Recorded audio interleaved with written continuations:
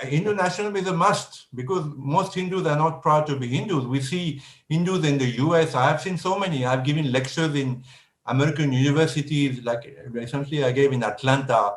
There are 3,000 students, Indian students in Atlanta University, most of them Hindus. If you give a lecture on, I gave a lecture on the need to rewrite Indian history, 10 out of 3,000, 10 turn up. So lack of Hindu nationalism, lack of Hindu pride is another cancer that's eating up India. So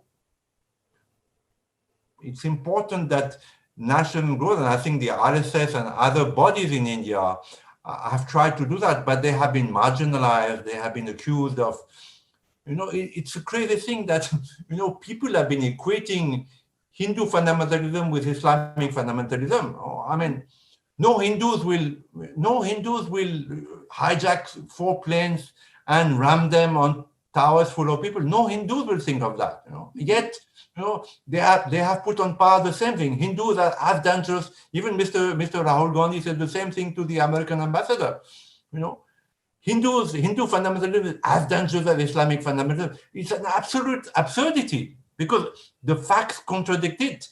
Every persecuted religion in the world found refuge in India because of Hindus, not because of Muslims or Christians. From the Christian Syrians to the Parsis to the Armenians to the Tibetans today, every religious persecution and found refuge in India, and they practice freely their religion here in India. So, as a lover of India, it angers me. It makes me furious to see that Hindus themselves cannot, in a coherent manner, defend, their tolerance, their acceptance of the others, and accept to be put on par with, Islamic terrorism.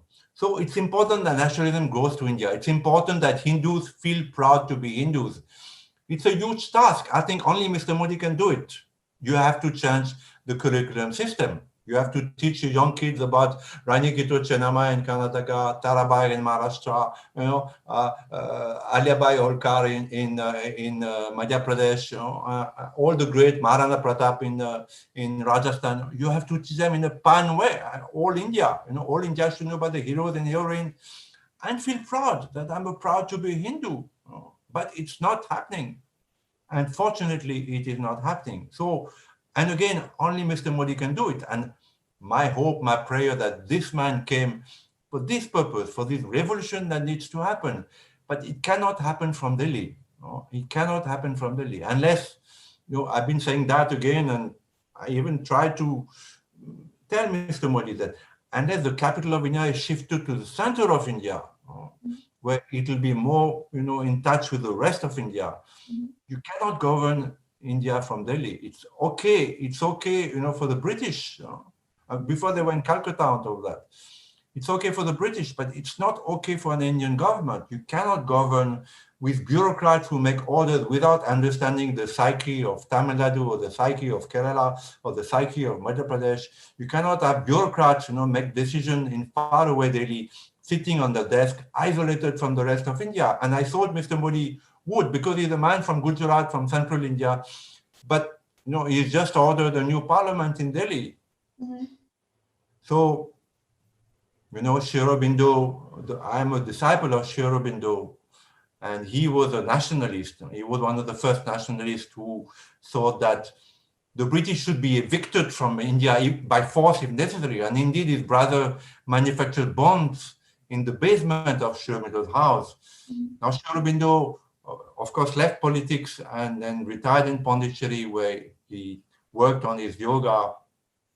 But when he saw, in 1946, 1947, 1948, what happened to India, the path that India was taking away from its psyche, away from nationalism, away from, the true values of Hinduism, he was, I think, as great a yogi he was shattered.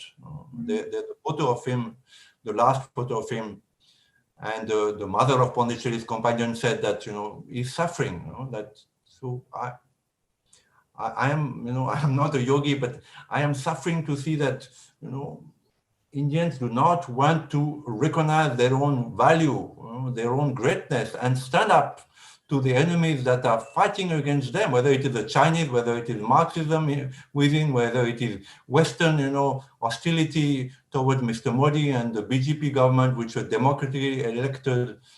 It pains me, but what to do? This is karma, okay?